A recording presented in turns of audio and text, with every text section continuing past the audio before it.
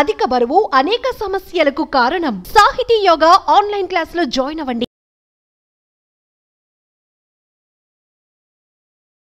21 ఏళ్ల ఎక్స్పీరియన్స్, 10,000 పైగా సర్జరీస్, 1,00,000 మంది పైగా పేషెంట్స్ని చూసినటువంటి అనుభవం డాక్టర్ కృష్ణవేణి గారు. యశోద హాస్పిటల్స్ నుంచి సీనియర్, అలాగే ఇంకా చాలా ఫేమస్ గైనకాలజిస్ట్ మనతో పాటు ఉన్నారు. ఒక్కసారి మేడంతో మాట్లాడదాం.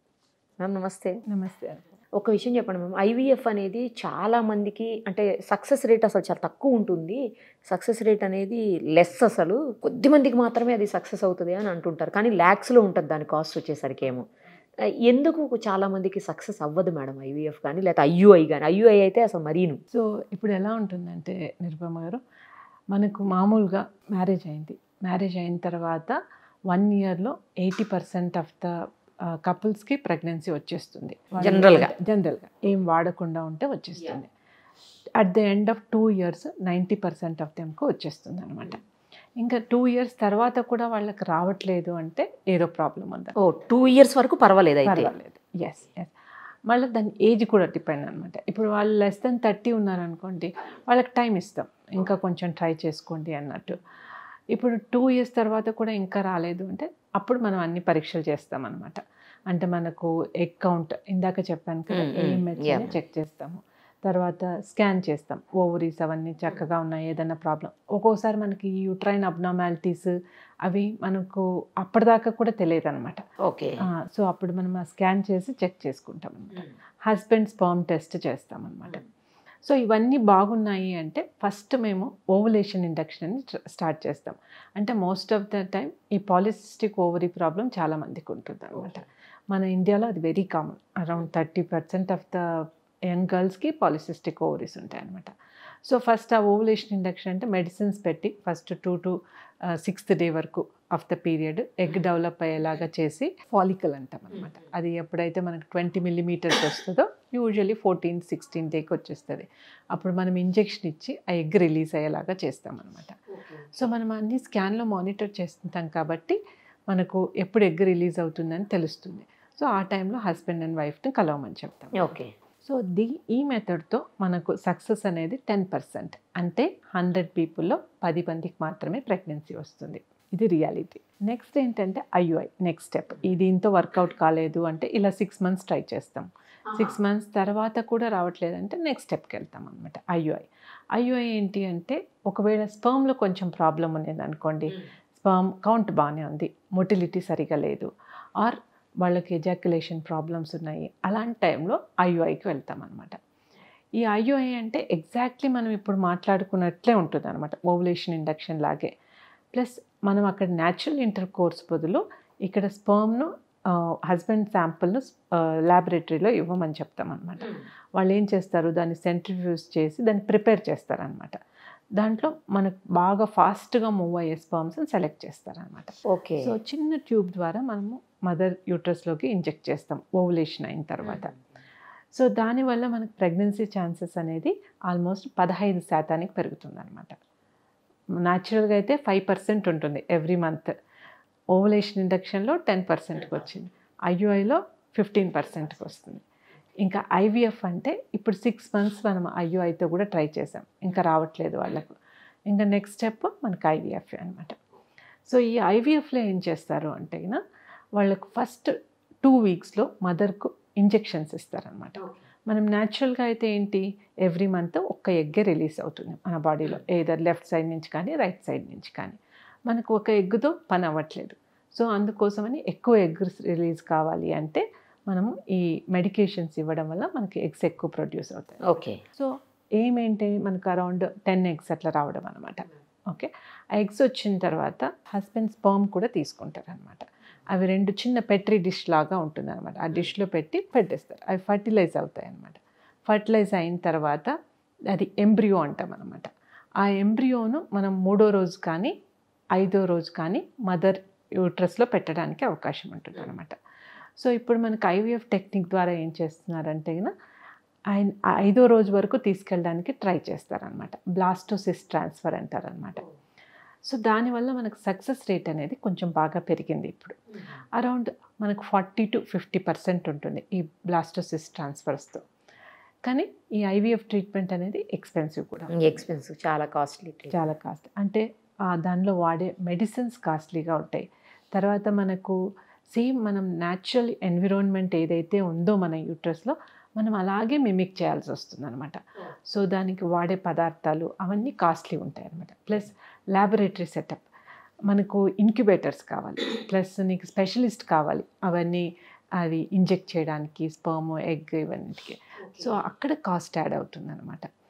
So compare to western countries ఇంకా మన కంట్రీలో కాస్ట్ తక్కువనే ఉంది. అరౌండ్ మనకి ఇప్పటి నుంచి 1 నుంచి 3 lakhs మధ్యలో చాలా మటుకు. దాంట్లో కూడా యాడ్ ఆన్ ట్రీట్మెంట్స్ అవన్నీ ఉంటాయి అన్నమాట.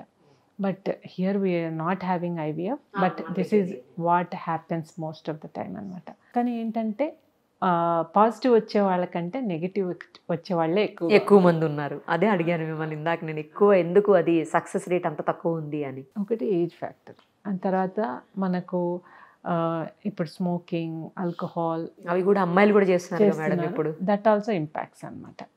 And the centre you are going, if you are going for a good centre, మళ్ళీ మనం ఒక్కోసారి just we'll see the website చూసుకొని వీళ్ళకి బాగా సక్సెస్ ఉంది అనుకొని వెళ్ళలేము ఒక్కొక్కసారి.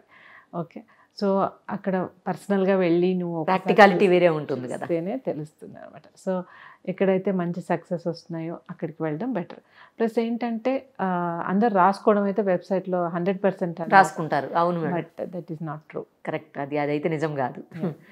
మేడం ఇంకొకటి చెప్పండి, ఏంటి అంటే ఏదైనా ఫంక్షన్స్ ఉన్నప్పుడు కానీ, లేదంటే ఏదైనా పూజలు ఉన్నప్పుడు, లేదంటే ఏదైనా ఇంపార్టెంట్ థింగ్స్ ఉన్నప్పుడు, ఫెస్టివల్స్ ఉన్నప్పుడు, అలాంటప్పుడు డిలే చేయడం కోసం పీరియడ్స్కి ప్రిమోలా 10 అనే ఒక ట్యాబ్లెట్ యూస్ చేస్తుంటారు జనరల్గా. ఆ ట్యాబ్లెట్లో లేకపోతే దాని ప్లేస్లో ఇంకో ఏదో ట్యాబ్లెట్, వాటి వల్ల కూడా ఒవేరియన్లో సిస్ట్లు వచ్చే అవకాశం ఉంటుంది. అట్లా న్యాచురల్గా వచ్చే ప్రాసెస్ని ఆపకూడదు అని చెప్పేసి ఒక డాక్టర్ అంటుంటే విన్నాను నేను. నిజమా మేడం? మనకేంటంటే ఒక్కొక్కసారి అది మిత్ అయిపోయింది. అంటే మనం పూజ చేసుకోవాలంటే మనకు పీరియడ్ రాకూడదు, తిరుపతికి వెళ్ళాలంటే పీరియడ్ రాకూడదు, ఏదైనా వ్రతం ఉందంటే రాకూడదు, ఫెస్టివల్ ఉంటే రాకూడదు. చాలామంది ఓపిక ఇలా వస్తూ ఉంటారు అనమాట, మేము ఇన్ని రోజులు పోస్ట్పోన్ చేసుకోవాలనుకుంటున్నాము కాబట్టి మాకు పిల్లి ఇవ్వండి అనేసి. బట్ ఏంటంటే అయినంత వరకు తీసుకోకుండా ఉండడమే మంచిది. ఏ హార్మోన్ అయినా మన బాడీ పైన ఎఫెక్ట్ చూపిస్తుంది. సో మనం always we have to be near to the nature. అంటే మనం ఎంత తక్కువ ఇంటర్వెన్షన్ వీలైతే అంత చేయాలి. న్యాచురల్గా ఉంటేనే బాగుంటుంది. నేను యూజువల్లీ కౌన్సిల్ చేస్తాను, మీకు 3rd డే అయిపోతే మీరు హెడ్ బాత్ చేసుకొని మామూలుగా అలాగే చెప్తారు కదా, పూజ చేసుకోవచ్చు అనేసి. ఇంకోటి ఏంటంటే మేము చాలామందికి ఇప్పుడు 40 years పైన ఉంటారు కదా, వాళ్ళకి ఎక్కువ ఇట్లా మెన్స్ట్రల్ ఇర్రెగ్యులారిటీస్ ఉంటాయన్నమాట. అది హార్మోనల్ ప్రాబ్లం వల్ల వస్తుంది, పెరిమెనోపాజల్ అనేసి. సో ఆ టైంలో చాలా కష్టపడుతుంటారు, మేడం నాకు ఈ మంత్ పూజనే కాలేదు అనేసి. సో మెరీనా కాయిల్ అనేది పెడతామన్నమాట. మామూలుగా చాలా మందికి ఇంతకుముందు హిస్టెక్టమీస్ చేసేసేవాళ్ళు మనకి అబ్నార్మల్ యూట్రైన్ బ్లీడింగ్ అంటే. సో ఇప్పుడు కొంచెం మనకి అవన్నీ తగ్గిస్తున్నాం అనమాట. అయినంత వరకు ఈ మెరీనా కాయిల్ అనేది పెట్టేస్తాం అనమాట. దాంట్లో ఏంటంటే అప్పుడప్పుడు పీరియడ్ వస్తుంది, కానీ ఎప్పుడు వస్తుందో తెలియదు అనమాట. ఇప్పుడు కూడా బాగా ఇది చేస్తూ ఉంటారు, టాబ్లెట్ పెట్టండి. Sometimes we get forced by the patient అనమాట to do the things. But in reality అలా వేసుకోకుండా ఉండడమే మంచిది అనమాట. దానివల్ల సిస్ట్లు వచ్చే అవకాశం ఉంటుంది కొన్నిసార్లు. ఎస్, హార్మోన్స్ వల్ల కొన్నిసార్లు సిస్ట్ ఫామ్ అవుతాయి. సో వేసుకోకుంటేనే బెటర్. ఇంకొక విషయం మేడం, ఇప్పుడు మెనోపాజ్ అనేది చూసి ఇదివరకు రోజుల్లంతా 50s దాటిన తర్వాత ఆ మెనోపాజ్కి గురవుతుండేవాళ్ళు. ఇప్పుడు అలా కాకుండా 35-40 లోపే మెనోపాజ్లు వచ్చేటువంటి పరిస్థితులు ఎందుకు వస్తున్నాయి? మనం తీసుకుంటున్న ఫుడా, లేకపోతే మన లైఫ్ స్టైలా, లేకపోతే క్లైమాట్ కండిషన్సా, లేదు అంటే ఇంకా ఏంటి కారణం? వేరే మెడిసిన్స్ ఏమైనా తీసుకోవటమా?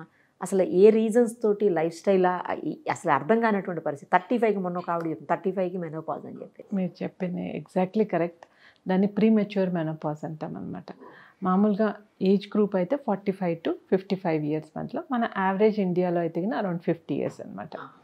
సో కానీ దానికి ముందు చాలా రోజుల ముందు నుంచి పీరియడ్స్ ఇర్రెగ్యులర్ అవుతాయి. దాన్ని పెరిమెనోపాజల్ పీరియడ్ అంటే ఇర్రెగ్యులర్ అంటే ఎట్లయిపోతాయి మేడం? ఒక్కొక్కసారి 2 monthsకు 3 monthsకు ఒకసారి పీరియడ్ వస్తుంది. వచ్చినప్పుడు ఒక్కోసారి కంటిన్యూస్గా 15 days 1 month బ్లీడ్ అవుతూనే ఉంటారు అనమాట. ఈ ప్రతి పర్సన్కి ఇలాగే అవుతుందా మేడం? అలానేం లేదు, కొంతమందికి అవుతుంది, చాలా మందికి అవుతుంది, చాలా మందికి, కొంతమందికి కాదు. They will have regular periods till they end అనమాట. ఆర్ ఒక్కోసారి హెవీగా అవుతూ ఉంటుంది అనమాట. డేలో ఒక 6 pads 7 pads కూడా చేంజ్ చేసుకుంటూ ఉంటారు అనమాట.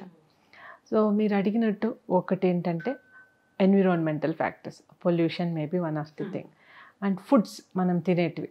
ఇంతకుముందు మనకు ఫర్టిలైజర్స్, పెస్టిసైడ్స్ ఇవన్నీ లేకుండా ఫుడ్స్ వచ్చేటివి. ఇప్పుడు అవి లేకుండా లేదు, అవి లేకుండా లేదు. సో మిల్క్ కూడా కంటామినేటెడ్, అంటే అది ఆవులకు దానికంతా ఇంజెక్షన్స్ ఇస్తున్నాం. అవును. చికెన్ తీసుకుంటాం, దానిలో కూడా ఇంజెక్షన్. సో ఇవన్నీ ఇంపాక్ట్ పడుతున్నాయి. ఇంకోటి అంటే లైఫ్ స్టైల్ ఫ్యాక్టర్స్. అంటే ఇప్పుడు స్మోకింగ్ చేయడం వల్ల ఎగ్ రిజర్వ్ అనేది డ్రాస్టిక్గా తగ్గిపోతుంది అనమాట. సో దాని వల్ల కూడా they can get early menopause అనమాట. ఇంకోటి ఏంటంటే క్యాన్సర్స్. ఇంతకుముందు మనం క్యాన్సర్ అనేది చాలా తక్కువగా వినేవాళ్ళం. ఇప్పుడు ఆల్మోస్ట్ క్యాన్సర్ అంటే it has become like a diabetes. అందరికీ ఆల్మోస్ట్ ఎక్కడ చూసినా అదే వర్డ్ వినిపిస్తుంది. దాని ట్రీట్మెంట్స్ తీసుకున్న తర్వాత కూడా మనకు మెనోపాజ్ వచ్చేస్తుంది. అంటే కీమోథెరపీ, రేడియోథెరపీ ఇస్తారు కదా, దాని వల్ల కూడా వస్తుంది అనమాట. ఇంకా ఒక్కొక్కసారి ఫ్యామిలీస్లో కూడా రన్ అవుతూ ఉంటుంది అనమాట. అంటే హెరిడిటరీ కూడా ఉంటుందా? హెరిడిటరీ కూడా ఉంటుంది. అందుకే ఎప్పుడైనా మెనోపాజ్ అర్లీగా వచ్చిందంటే మదర్కు అయిందా, సిస్టర్స్కి ఉందా అని అడుగుతూ ఉంటాం అనమాట. ఆర్ వెరీ రేర్లీ కొన్నిసార్లు క్రోమోజోమల్ ప్రాబ్లమ్స్ ఉంటాయి అనమాట. అంటే మనకు మొజాయిక్ టర్నర్ సిండ్రోమ్ అంటాం అనమాట. అలాంటి వాళ్ళలో ఇది ఎక్స్ క్రోమోజోమ్ అనేది కొంచెం ప్రాబ్లమ్స్ ఉంటాయి అనమాట. వాళ్ళకు కూడా అర్లీగా మెనోపాజ్ వచ్చేస్తుంది అనమాట. So these are some of the reasons why it happens. కానీ ఏంటంటే అలా మెనోపాజ్ అర్లీగా వచ్చినప్పుడు మనం తీసుకోవాల్సిన ప్రికాషన్ ఏంటంటే మన బోన్స్ అనేటివి చాలా థిన్ అయిపోతాయి అనమాట. ఆస్టియోపోరోసిస్ యూజువల్లీ మనకు లేడీస్కి పెలుసుగా అయిపోతాయి. లేడీస్కి హార్ట్ అటాక్స్ ఎక్కువ రావు కంపేర్ టు మెన్. మామూలుగా ఇప్పుడు పెరిగాయంట మేడం. ఇప్పుడు పెరిగాయంట. నిన్ననే కార్డియాలజిస్ట్ చెప్తున్నారు. ఇప్పుడు లేడీస్ కూడా పెరిగాయి. యూజువల్లీ మనకు 40 years కంటే ముందు తక్కువ ఉంటాయి. ఎందుకంటే ఈస్ట్రోజన్ అనే మెనోపాజ్ తర్వాతనే ఎక్కువ. ఈస్ట్రోజన్ అనే హార్మోన్ మన బాడీలో ఉంటుంది అనమాట. సో అది మనకు ప్రొటెక్షన్ ఇస్తుంది అనమాట. సో మనకు మెనోపాజ్ వచ్చిన తర్వాత ఆ హార్మోన్ అనేది తగ్గిపోతుంది అనమాట. సో ఇప్పుడు ఏంటంటే మనకు హార్ట్ ప్రాబ్లమ్స్ ఎక్కువ అవుతాయి. తర్వాత ఈ వెజైనల్ డ్రైనెస్, ఇచ్చింగ్, తర్వాత వాళ్ళకు hot flushes, night sweats. So these are some of the menopausal symptoms which they go through అనమాట. So at the age of 35 వాళ్ళకి ఈ సిమ్టమ్స్ ఉంటే their life will be very disturbed compare to their other colleagues and. So వాళ్ళు usually what we say is consult your gynaecologist. వాళ్ళకి hormone replacement therapy అనేది ఇవ్వచ్చు అనమాట. So మన బాడీలో హార్మోన్స్, మనం అందరినీ గాడ్ డిజైన్ చేశాడు 45 years వరకు వీళ్ళకి ఈస్ట్రోజన్ ఉండాలి అనేసి. So we can give the estrogen hormone to them up to the age of 45 అనమాట. సో వాళ్ళ బోన్ స్ట్రెంత్ అది పెంచడానికి వీలవుతుంది. Plus they will be active like all of us అనమాట. So it's very important if they have early menopause వాళ్ళు తప్పకుండా వాళ్ళ గైనకాలజిస్ట్ని consult చేసి ఈ హెచ్ఆర్టీ అనేది తీసుకోవడం చాలా ఇంపార్టెంట్ అనమాట. 45 నుంచి 55 మధ్యలో కనుక జరిగితే నో నీడ్, అది న్యాచురల్ అనమాట. సో దాంట్లో కూడా ఎలా ఉంటుందంటే కొంతమంది కోపప్ అవుతాం, కొంతమంది ఆ మెనోపాజల్ సిమ్టమ్స్కి అసలు కోపప్ కాలేరనమాట. అంటే ఇట్లా మనం నైట్ పడుకున్నప్పుడు ఇట్లా వేడిగా ఆవిరిలాగా వచ్చేస్తాయి, చెమటలు పట్టేస్తాయి. తర్వాత కింద మనం యూరిన్ పోసే చోట మంటగా ఉండడం, దురదగా ఉండడం. సో వాళ్ళకు టాలరేట్ చేయడం కష్టం అయిపోతుంది అనమాట. అంటే అది ఇండివిజువల్ ఎక్స్పీరియన్స్ అని, కొంతమందికి ఎక్కువ ఉంటుంది, కొంతమంది. ప్లస్ మనం తినే ఫుడ్ పైన కూడా ఆధారపడి ఉంటుంది. మనం కొంతమంది ఎక్కువ ఈ సోయా ప్రిపరేషన్స్, పల్సెస్, దానిలో న్యాచురల్ ఈస్ట్రోజన్స్ ఉంటాయన్నమాట. సో అవి తీసుకోవడం వల్ల ఈ సిమ్టమ్స్ అనేటివి కొంచెం వరకు తక్కువగానే ఉంటుంది అనమాట. సో అలా కాదు అంటే మనం దానికి మెడిసిన్స్ పెట్టచ్చు, ఇది హార్మోన్స్ అనేటివి ఇవ్వచ్చు. కానీ కొంచెం హార్మోన్ మనకు ఒక స్టడీ వచ్చింది అనమాట రీసెంట్లీ. ఈ హార్మోన్ రీప్లేస్మెంట్ థెరపీ ఇచ్చే దానివల్ల కొంచెం బ్రెస్ట్ క్యాన్సర్ రిస్క్ ఎక్కువ అవుతుంది అనమాట. అంటే ఇమీడియట్గా కాదు, మనం 4-5 years కంటిన్యూ చేశాక. Below 45 nothing will happen after 45. అందుకే ప్రీమెచ్యూర్ మెనోపాజ్ అయిన వాళ్ళకు కంపల్సరీ తీసుకోవాలి హెచ్ఆర్టీ. ఆఫ్టర్ 45 అయితే వాళ్ళకి కౌన్సిల్ చేస్తామన్నమాట. ఇలా మీకు బ్రెస్ట్ క్యాన్సర్ ఫ్యామిలీలో ఉందా లేదా అని తెలుసుకుంటాం. అలా ఉంది అన్న వాళ్ళకి వేరే రకమైన మెడిసిన్స్ పెడతామన్నమాట. సో ఇంకోటి ఏంటంటే మనకు బ్లడ్ క్లాట్స్ ఫామ్ అవ్వచ్చు లెగ్స్లో, లంగ్స్లో, దాన్ని deep vein thrombosis, pulmonary embolism అనేసి. సో ఒక్క ట్రీట్మెంట్ అందరికీ టైలర్ చేయలేమన్నమాట. సో ఇండివిజువలైజ్ చేయాల్సి వస్తుంది వాళ్ళ సిమ్టమ్స్ బట్టి అనమాట. మ్యామ్ ఫైనల్లీ ఒకటి చెప్పండి, ఈ మధ్యన ఒక చోట విన్నాను నేను, 50+ ఏజ్ 55+ ఏజ్, ఆ ఏజ్లో కూడా ఆమె 2 ట్విన్స్ని డెలివరీ అయ్యారు ఆంధ్ర సైడ్. అది అంటే ఆ ఏజ్లో మెనోపాజ్ వచ్చేసి డేట్సే రానటువంటి, పీరియడ్సే లేనటువంటి వ్యక్తి ఎట్లా అవుతారు అనేది నాకు అర్థం కాదు. యూజువల్లీ ఇప్పుడైతే రూల్స్ లాస్ట్ 2-3 years నుంచి అయితే రూల్స్ చేంజ్ అయిపోయాయి. 50 years తర్వాత ఐవీఎఫ్ చేయకూడదు, కంపల్సరీ బ్యాన్. ఐవీఎఫ్ చేయించుకున్నారా? న్యాచురల్గా మనకు 45 దాటిన తర్వాత the chance of pregnancy naturally వచ్చే ఛాన్స్ అయితే ఆల్మోస్ట్ 0, less than 1% అనమాట. సో 40 years దగ్గరే మనకు అరౌండ్ 4 to 5% ఉంటుంది. 45 తర్వాత ఆల్మోస్ట్ 0 అయిపోతుంది అనమాట.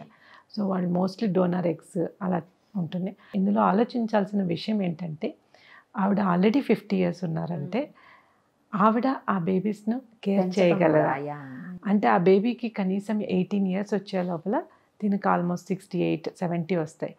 సో ఆ బేబీని ఇండిపెండెంట్ చేయకముందే తన హెల్త్ ఇష్యూస్ అవన్నీ.